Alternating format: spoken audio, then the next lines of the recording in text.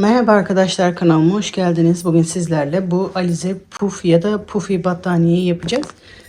Alize Puf ya da Pufi olan, kendinden ilmekli olan bu iple bu battaniyeyi yapacağız. Yapılışı çok kolay ve çok zevkli. İpimi beyaz olarak tercih ettim. Sizler farklı renkleri de tercih edebilirsiniz. Bu beyaz ipte birçok örnek denedim ama çoğu örnek beyazda görünmedi, kendini göstermedi. Sadece düz ve bu örnek kendini daha iyi gösterdi. Ben içinde en çok bu modeli sevdim, bunu seçtim. Yapılışı çok kolay, çok zevkli gidiyor. Çocuklarınızın bile rahatlıkla yapabileceği bir aktivite olabilir. Benim ipimde toplam 16 metre 180 gram ip var. Bu şekilde toplam 5 tane ip kullandım. İpimin bittiği yere kadar ben battaniyemi ördüm. Siz isterseniz bu ölçüleri daha büyük, daha geniş yapabilirsiniz. Yatak örtüleri yapabilirsiniz. Bebek battaniyeleri de yapabilirsiniz. Ben sadece küçük koltuk şalı kullanmak istediğim için bu ölçüleri tercih ettim. Benim için bu ölçü yeterliydi. Daha dar yapıp yatak şalı yapabilirsiniz. Daha büyük yapıp yatak örtüleri de yapabilirsiniz. Ben sadece koltuk şalı olarak yapmak istedim. Kanalıma hala abone değilseniz kanalıma ücretsiz abone olabilir. Zili açarak sıradaki videolardan anında haberdar olabilirsiniz. Benden görüp yapan arkadaşlar sosyal medyada paylaşım yaparken benden bahsederseniz sevinirim arkadaşlar. Şimdi modelimizin yapılışına geçebiliriz.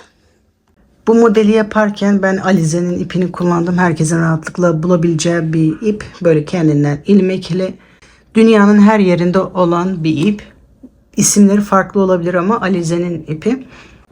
Kendinden ilmekli, şiş ya da tığ gerektirmiyor.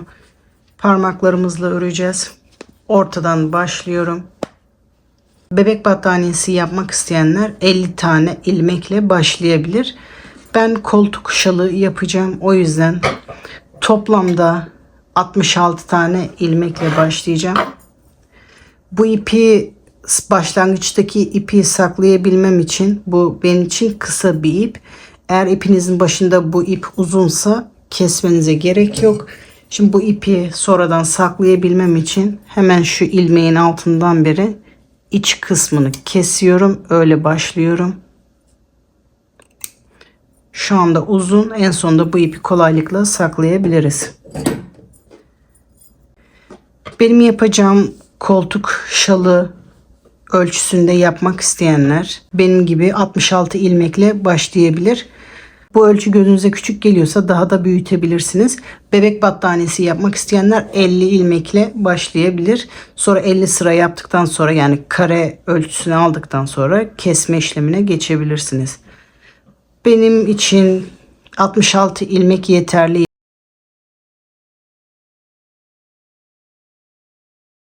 Şimdi toplamda 66 tane ilmek sayıyorum. 1, 2, 3, 4, 5, 6, 7, 8, 9, 10, 11, 12, 13, 14, 15, 16, 17, 18, 19, 20, 21, 22, 23, 24, 25, 26, 27, 28, 29, 30, 31, 32, 33, 34, 35, 36, 37, 38, 39, 40, 41, 42, 43, 44, 45, 46, 47, 48, 49, 50, 51, 52, 53, 54, 55, 56, 57, 58, 59, 60, 61, 62, 63, 64, 65, 66. Toplamda 66 tane ilmek saydım. Bunları masa üzerinde hepsine aynı yöne doğru düzeltiyorum. Düzeltmemiz gerekiyor daha kolay ilerlemesi için. Bunu masa üzerinde çalışırsanız daha kolay olacaktır. Bu şekilde ilmekleri düzeltiyorum. Toplamda 66 ilmek saydım. Buraya kadar 66 ilmek. Bunu bir sıra olarak düşünün. Sağdan sola geldim. Şimdi soldan sağa doğru gideceğim. Bu 66. ilmekten sonrasını ipin yönünü bu tarafa doğru çeviriyorum. Öreceğim ipi. Bu öreceğim ip bu taban kısmı. Şimdi bu 66. ilmek. Şu anda ilmeğim düz olunca bu şekilde örneği yapabilmem için ilmeği şöyle bir tur çeviriyorum. Çevirdikten sonra sıradaki ilmeği düz bir şekilde, bunu hiç burgu yapmıyoruz, düz bir şekilde ilmeğin içinden geçiriyorum. Sıradaki ilmeğe gidiyorum. Bakın şu anda düz. Bir sefer çeviriyorum, burgu yapıyorum. Sıradaki ilmek şu anda bu. Bakın bunu ördüm. Sıradaki ilmek düz bir şekilde, bunu burgu yapmıyoruz. İlmeğin içinden beri geçiriyorum. Sadece bu taban kısmında olan tarafta burgu yapıyoruz. Sadece burada burgu yapıyoruz. Bu öreceğimiz ipte burgu yapmıyoruz. O düz oluyor. Sıradaki ilmeği bir tur çeviriyorum. Burgu yapıyorum sadece bir sefer. Bu sıradaki ilmeği düz olarak içinden geçiriyorum. Sıradaki ilmek bir tur çeviriyorum. Bu ipimdeki sıradaki ipi düz olarak onun içinden beri geçiriyorum. Örnek çok basit. Bir tur çeviriyorum, burgu yapıyorum. Bu ilmeği düz olarak içinden geçiriyorum. Bir tur çeviriyorum. Bu ilmeğimi düz olarak içinden geçiriyorum. Bir tur çeviriyorum. Bu ilmeğim içinden düz olarak geçiriyorum. Bir tur çeviriyorum. Düz olarak ilmeğin içinden beri geçiriyorum. Örneğimiz oluşmaya başladı. İp o kadar güzel ki örneği çabucak oluşuyor. İlmekler eşit bir şekilde olduğu için örnek çok güzel düşüyor. Gevşek ya da sıkı olmuyor ipin kendi özelliğinden. Bu şekilde sıra sonuna kadar yapalım. Bu burguları yaparken dikkat etmemiz gereken şey, burgular hep aynı yöne olması lazım. Birini farklı yöne, diğerini farklı yöne yaparsanız örneğimiz karışır. Hepsinin aynı yönde olması gerekiyor. Bu şekilde sıra sonuna kadar yapalım. Sıra sonuna kadar geldim. Sonuncu ilmeğimi de yapıyorum. İlmeğimin içinden geçiriyorum. Şimdi yeni sıraya başlayacağız. Bu sefer sağdan sola doğru gideceğim. Bu örgüyü hiç ters çevirmiyoruz. Sağdan sola, soldan sağa olarak geliyoruz. Şimdi bu yönde de giderken aynı şekilde yapacağız. Bir sefer çeviriyorum. İlmeğimin içinden geçiriyorum. Bir tur çeviriyorum. İlmeğimin içinden geçiriyorum. Bir tur çeviriyorum. İlmeğimin içinden geçiriyorum. Hep aynı yönde. Diğer sırada da aynı yönde yapmıştık. Burada da aynı şekilde bir tur çeviriyorum. İlmeğimin içinden geçiriyorum. Bir tur çeviriyorum. İlmeğimin içinden geçiriyorum. Bir tur çeviriyorum. Arkadaki ilmeği düz bir şekilde içinden geçiriyorum. Örnek çok basit. Bir tur çeviriyoruz. İlmeğin içinden geçiriyorum. Bir tur çeviriyorum. İlmeğin içinden geçiriyorum. Yaptıktan sonra bu şekilde çekerek düzeltebilirsiniz.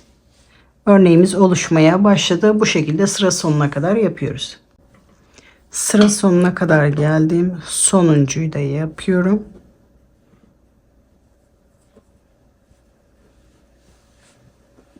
Sonra yeni sıraya başlıyoruz. Şimdi ipimi bu yöne doğru çevirdim. İlmekleri düzeltiyoruz. Bu en son yaptığım ilmek, şu anda ilk ilmeğim olacak. Çeviriyorum. Sıradaki ilmeği düz bir şekilde içinden geçiriyorum. Şimdi soldan sağa doğru gidiyoruz. Yanındaki ilmeği bir tur çeviriyorum.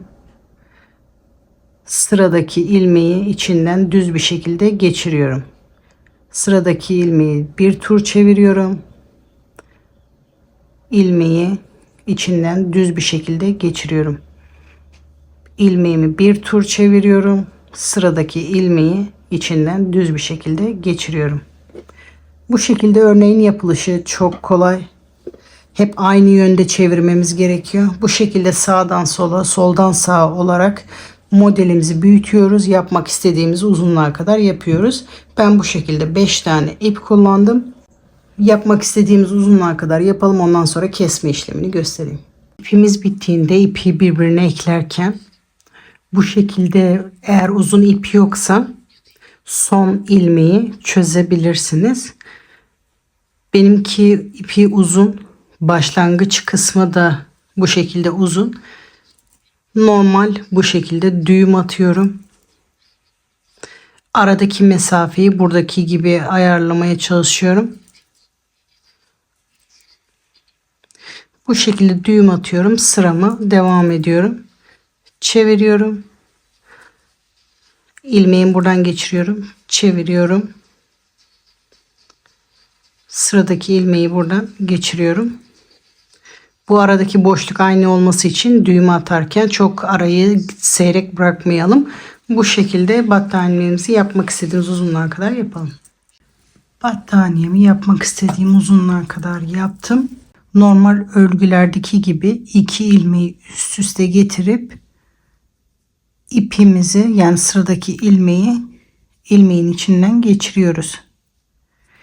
Bu içinden geçen ilmeği yanındaki ilmeğin üzerine getirip tekrar sıradaki ilmeği düz bir şekilde ilmeğin içinden geçiriyorum. Bu ilmeği yanındaki ilmeğin üstüne ekleyerek ikisinin içinden beri sıradaki ilmeği geçiriyoruz. Normal örgüde yaptığımız kesme işlemi gibi yapıyoruz. Diğer ilmeğin üzerine koyarak sıradaki ilmeği içinden geçiriyorum. Sıra sonuna kadar bu şekilde yapıyorum.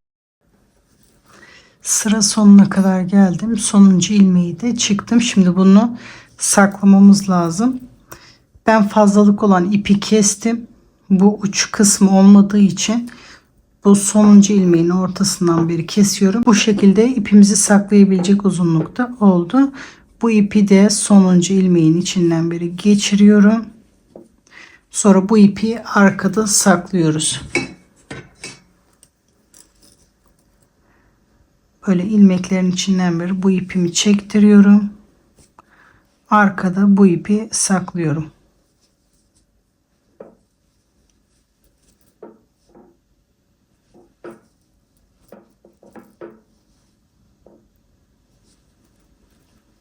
Başlangıç kısmındaki ipi de aynı bu şekilde saklıyoruz. Fazlalığı kesiyoruz ve yapılışı bitiyor. Battaniyemizin yapılışı bu kadar arkadaşlar. Size bitmiş halini son kez koltukta gösteriyorum. Battaniyenin bitmiş hali de bu şekilde. Videomu buraya kadar izlediyseniz teşekkür ederim. Kanalıma hala abone değilseniz kanalıma ücretsiz abone olabilir. Sıradaki videolardan anında haberdar olmak için zile basabilirsiniz. Yapacak arkadaşlara kolay gelsin diyorum. Sıradaki videolarda görüşmek üzere.